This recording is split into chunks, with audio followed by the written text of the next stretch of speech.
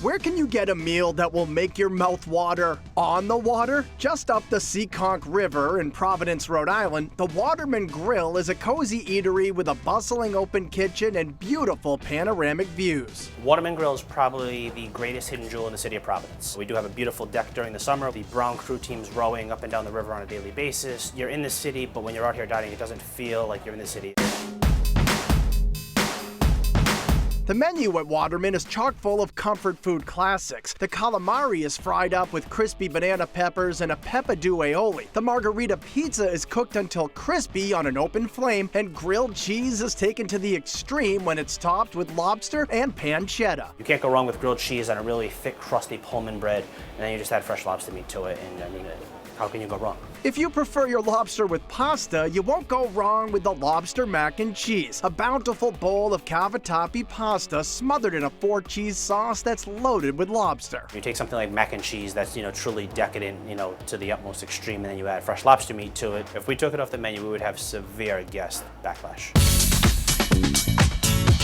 When it comes to meat, Waterman does it right, firing up each tender cut on a wood-burning grill. The Filet Mignon is cooked up perfectly pink and served with a sweet potato gratin. The Szechuan beef skewers are a perfect starter, and the maple brined pork porterhouse is a monster, served with ultra-addictive Taleggio bacon bread pudding. So the Taleggio bread pudding, you can eat it for breakfast, you can eat it for dinner. By far, one of the most decadent items on the menu itself. Again, it just takes a pork chop to the next level. Even something as simple as a burger is brought to a new level, with a bun brushed with herb butter and sprinkled with sea salt. We put a little more effort into our burger. Well, you got this nice buttery herb, salty bun on top, and then just the pickles with the spicy ketchup. It's just a really nice combination of flavors. It's very juicy. It'll run down your face, that's for sure.